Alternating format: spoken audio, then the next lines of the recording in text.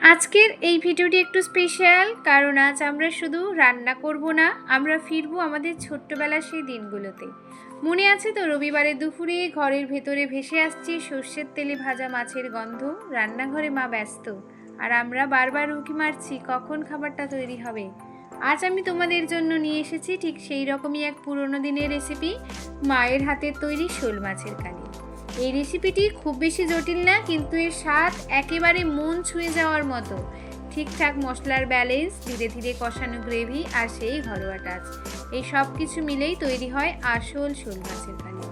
অনেকেই ভাবো এই ধরনের পুরনো দিনের রান্না করা খুব কঠিন, কিন্তু আজকের ভিডিওটা দেখার পর তোমরা বুঝে যাবে একটু যত্ন আর ভালোবাসা থাকলেই এই রেসিপি একদম পারফেক্ট হয়ে যায়।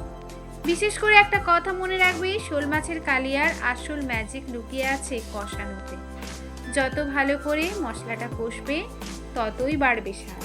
তাই ভিডিওটি একদম শেষ পর্যন্ত দেখার অনুরোধ রইল, কারণ আমি এই ভিডিওটি দেখাবো ধাপে ধাপে কিভাবে মাছ ভাজতে হবে, কিভাবে মশলা কষাতে হবে, আর কি কি ছোট টিপস ফলো করলে তোমার রান্না একেবারে অন্য লেভেলে চলে যাবে।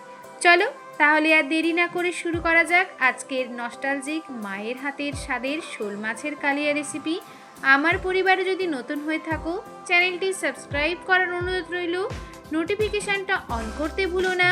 সো হ্যালো ফ্রেন্ডস, আমি সুজি চলে এসেছি আর একটা পুরনো দিনের রান্নার রেসিপি নিয়ে, মায়ের হাতের তৈরি শোল মাছের কালিয়া। আর অবশ্যই ভিডিওটি দেখার সময় একটা লাইক আর হাইপ করতে ভুলো না। চলো তাহলে শুরু করে দিই রেসিপিটা। তো বন্ধুরা, আমি এখানে 800 গ্রাম সাইজের একটা শোল মাছ নিয়েছি, সেখান থেকে আমি 4 পিস নিয়েছি শোল মাছের কালিয়া করার জন্য। মাছটাকে আমি ভালো করে ধুয়ে নিয়েছি, অবশ্যই মাছটাকে আমি বাজার থেকে কাটিয়ে এনেছি। এবার ম্যারিনেট করব। লবণ, হলুদ আর সর্ষের তেল দিয়ে ভালো করে ম্যারিনেট করছি। 2 পিঠটা উল্টে হাত দিয়ে ভালো করে লবণ আর হলুদটাকে মাখিয়ে নিচ্ছি।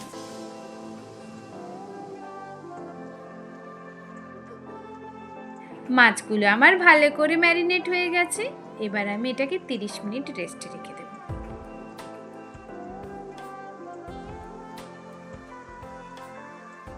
তিরিশ মিনিট রেস্টে রেখে দিয়েছিলাম। চলো তাহলে এবার মাছগুলোকে ভেজে নেওয়ার পালা।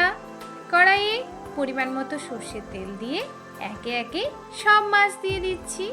খুবই সাবধানে মাছগুলোকে ভেজে নেব। সব মাছগুলোকে আমি হালকা লালচে করে ভেজে তুলে রাখবো।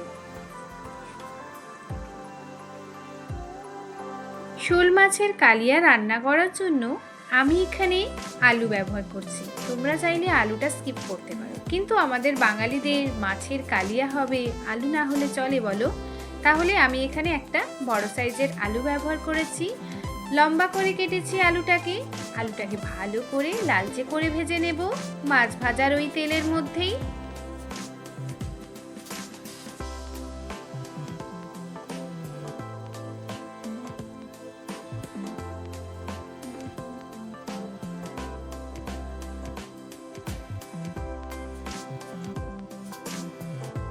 এই সময় আমি লবণ আর পরিমাণ মতো হলুদ যোগ করছি।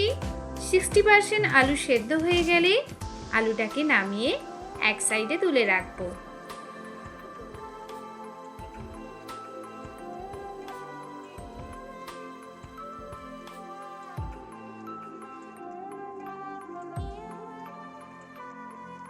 আলুগুলো তো আমাদের ফ্রাই হয়ে গেছে, এবার গ্রেভির জন্য কিন্তু মশলাটা রেডি করব। গ্রেভির জন্য আমি এখানে ব্যবহার করছি 2 বড় সাইজের পেঁয়াজ। একটা পেঁয়াজকে আমি ঝিরি করে চপ করে নিচ্ছি, আর একটা পেঁয়াজ একটু বড় সাইজ রাখছি, ওটা ব্লেন্ডারে ব্লেন্ড করব। আমি এখানে মশলার গ্রেভির জন্য ইউজ করছি 2 পেঁয়াজ, একটা টমেটো, ঝাল বুঝে কাঁচা লঙ্কা, রসুন আর আদার টুকরো। এবার আমি একটা মিক্সার গ্রাইন্ডার জার নিলাম, তার মধ্যে পেঁয়াজ, কাঁচা লঙ্কা, আদা, টমেটো, রসুন আর 1 চামচ গোটা জিরে দিয়ে অল্প পরিমাণ জল দিয়ে একটা স্মুথ পেস্ট রেডি করে নেব গ্রেভির জন্য। দেখতেই পাচ্ছ আমাদের গ্রেভির জন্য মশলা রেডি। চলো তাহলে এবার কড়াইতে 1 চামচ সর্ষের তেল দিয়ে তার মধ্যে ফোড়নে দিচ্ছি একটা গোটা শুকনো লঙ্কা আর জিরে।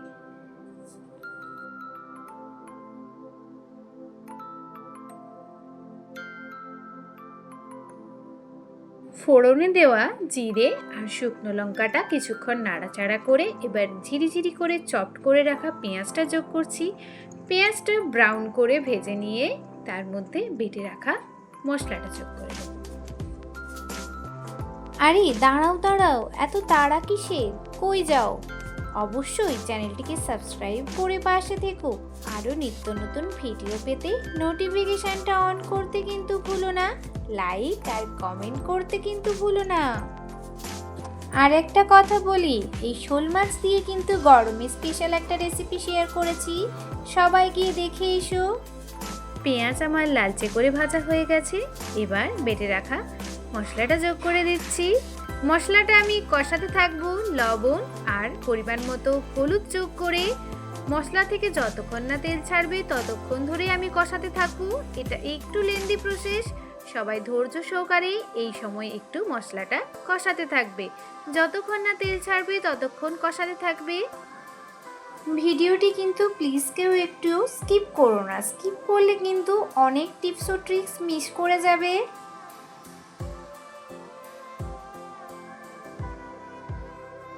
স্বাদ মতো লবণ আর পরিমাণ মতো হলুদ যোগ করার পরে 1 চামচ এখানে আমি ধনিয়া পাউডার ইউজ করেছিলাম।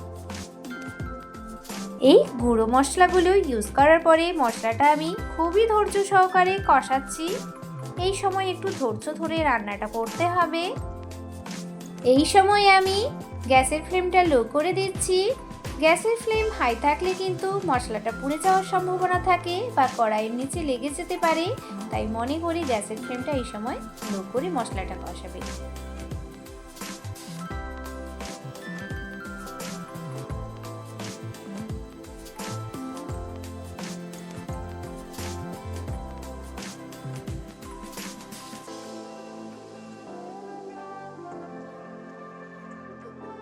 মশলাটা কষাতে কষাতে এই সময় আমি কিন্তু ভেজে রাখা আলুগুলো যোগ করে দেব।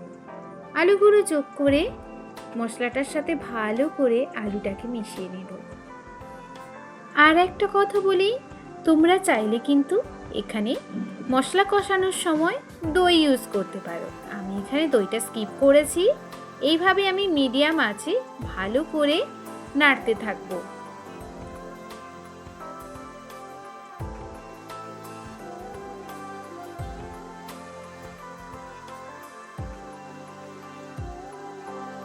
এবার মশলাটা আমার কষানো হয়ে গেছে, খুব সুন্দর একটা কালার চলে এসেছে। আমি এখানে পরিমাণ মতো জল যোগ করছি। যে যেমন গ্রেভি খাবেন, কেউ যদি শুকনো খেতে চান অল্প করে জল দেবেন, কেউ যদি বেশি ঝোল খেতে চান তাহলে একটু জলের পরিমাণটা বাড়িয়ে দেবেন। আমি এখানে গ্রেভিটা একটু শুকনো শুকনো রাখছি, তাই সেই পরিমাণ জল যোগ করছি। আলু যখন আমি ফ্রাই করেছিলাম সেই সময় কিন্তু আমি 60% বয়েল করে নিয়েছিলাম, এবার আর 40% বয়েল করে নেব। এই সময় আমার আলুটা বয়েল হয়ে যাবে। এবার আমি ভেজে রাখা শোল মাছগুলোকে যোগ করে দিচ্ছি।